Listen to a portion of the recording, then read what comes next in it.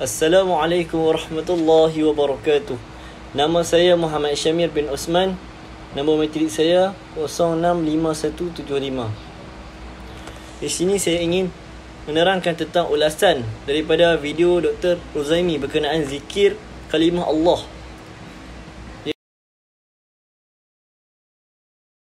Kita mulakan dengan pengenalan.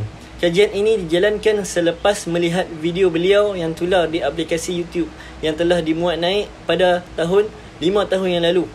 Kenyataan yang dikeluarkan oleh Dr. Rozaimi mendapat sokongan dari sesetengah pihak kerana bersefahaman yang selari dengan beliau. Hal ini agak berbahaya kepada kita yang terlalu leka serta tidak peduli dengan apa yang berlaku pada masalah khilafiyah di zaman sekarang. Seterusnya kita terus ke latar belakang Dr. Rozaimi. Dr. Rozaimi atau nama sebenarnya beliau ialah Dr. Muhammad Rozaimi bin Ramli. Ia dilahirkan pada 22 Jun 1983. Merupakan seorang pensyarah di Universiti Pendidikan Sultan Idris, UPSI, dan dilantik sebagai pensyarah kanan. Memulakan pendidikan awal di Sekolah Kebangsaan Tasik di Ipoh, melanjutkan pengajian di Sekolah Menengah Izzuddin Shah di Ipoh, seterusnya menyambut pengajian ijazah sarjana muda dalam bidang fiqh dan usul di Universiti Mut'ah di Jordan. Meneruskan pencarian ilmu dengan mendalami ilmu hadis dengan menyambung pengajiannya di Universiti Islam Antarabangsa Malaysia, UIAM di Gombak, Malaysia. Seterusnya saya ini menerangkan tentang isu Dr. Rozaimi Ramli berkaitan zikir kalimah Allah. Isu zikir Allah secara mufrad telah menjadi polemik. Semula pendirian ia jelas, iaitu menzalimi zikir yang Nabi SAW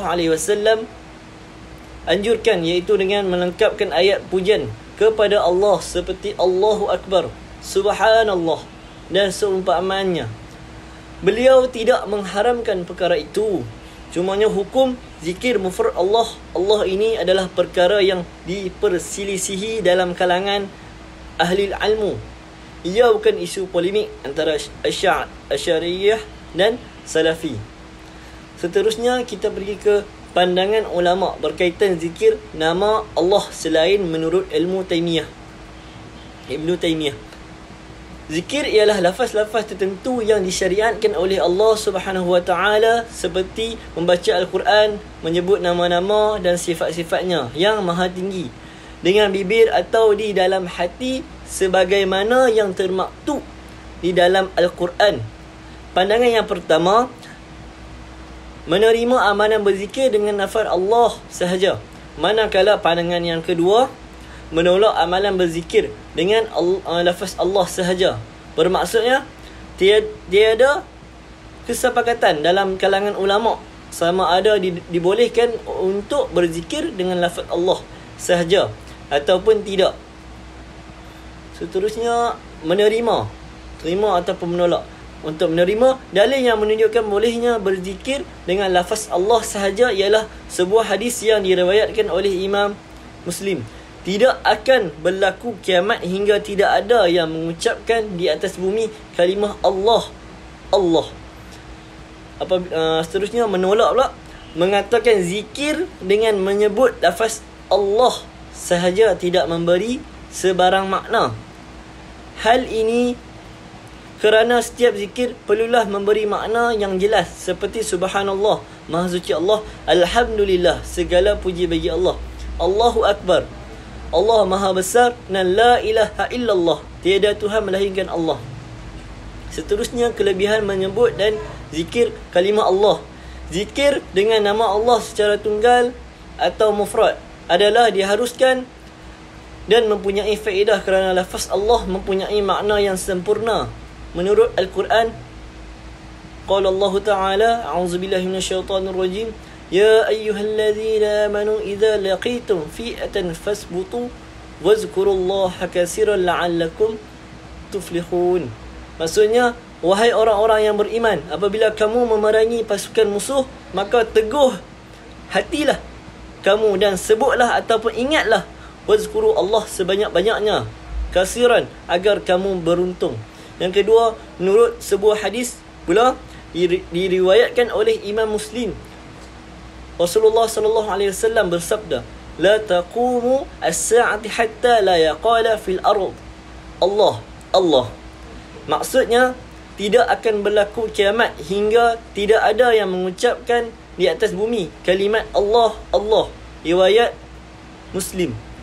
Kelebihan pahala menyebut kalimah Allah banyak manfaatnya, iaitu menurut ahli sunnah dijelaskan oleh Dr. Muhammad Hafid Sorani, mengemukakan sebuah hadis masyhur bagi menerangkan tentang kelebihan berkenaan.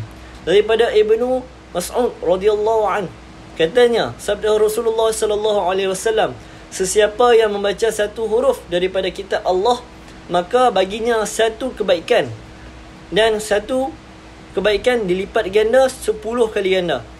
Aku tidak mengatakan alif lam mim sebagai satu huruf, tetapi alif satu huruf, lam satu huruf, dan mim satu huruf. Riwayat At-Tirmizi. Kesimpulannya, kenyataan Dr. Rozaimi berkaitan zikir dan menyebut nama Allah merupakan kata yang sia-sia, agak berbahaya kepada kita yang terlalu leka serta tidak peduli dengan apa yang berlaku pada masalah khilafiyah di zaman sekarang.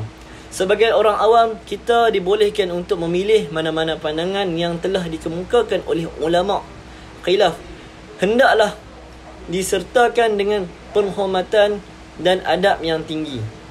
Assalamualaikum warahmatullahi wabarakatuh.